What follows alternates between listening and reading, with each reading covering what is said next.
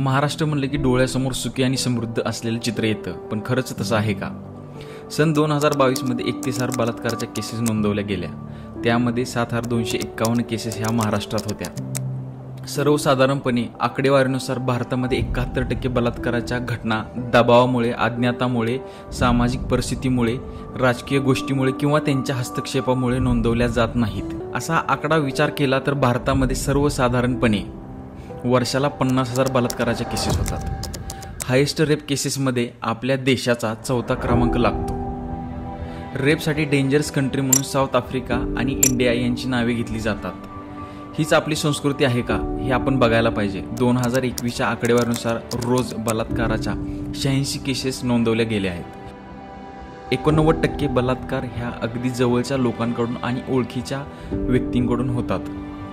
खरं तर तसं बघायला गेलं तर 18 वर्षाखालील 10% मुलींच्यावर रेप जास्त झालेले आहेत. राजस्थान, मध्य प्रदेश, उत्तर प्रदेश ही राज्य क्रमवारीनुसार आघाडीवर आहेत. मेट्रो सिटीमध्ये दिल्ली आणि जयपूर यांची नावे घेतली जातात.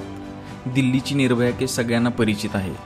मग याला मेट्रो सिटी म्हणता येईल का? किंवा मुंबईची कथुआ, उन्नाव याबद्दल सगळ्यांना माहीत आहे. प्रत्येक स्त्री पुरुषाला समान भावना असतात, समान मन असते, समान दर्जा असतो. अजून देखील हे समाज व्यवस्था शिकायला आणि मानायला तयार नाही. त्यामुळे अशा प्रकारच्या मानसिकतेला अजानतपणे बळच मिळत आहे. अशा प्रकारची घटना आपल्या बाबतीत किंवा आपल्या परिचिताबाबतीत घडली तर आपल्यावर काय परिस्थिती निर्माण होईल याचा आपण कधीही विचार करत नाही आणि समाज मनसुद्धा विचार करायला तयार नाही. भारताची प्रगती झाली, भारत महासत्ता झाला हे आपण नुसतं बोलत राहिलो तर आपण वेस्टर्न कल्चरचा स्वीकार केल्यामुळे ह्या घटना वाढत आहेत हे मान्य करायला पाहिजे. अगदी 5-6 महिन्याचे मूल पासून ते 90 वर्षाच्या वृद्धापर्यंत सुद्धा वासनंद लोकांना फरक कळत नाही.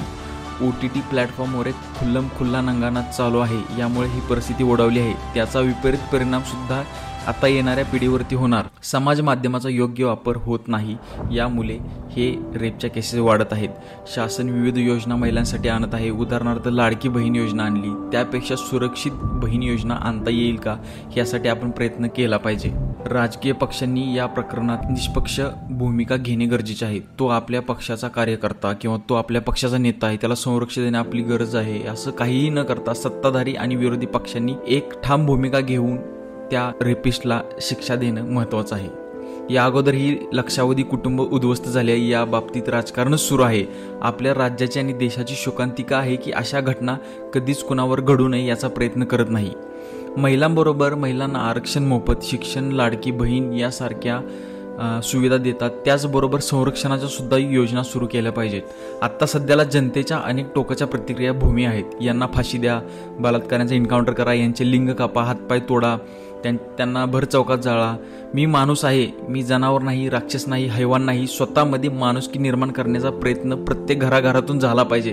त्यावेळेस या गोष्टी थांबतील. भौतिक सुख म्हणजे सगळे सुख असते, अशा प्रकारची चंगळवादी भूमिका समाजात निर्माण होत आहे.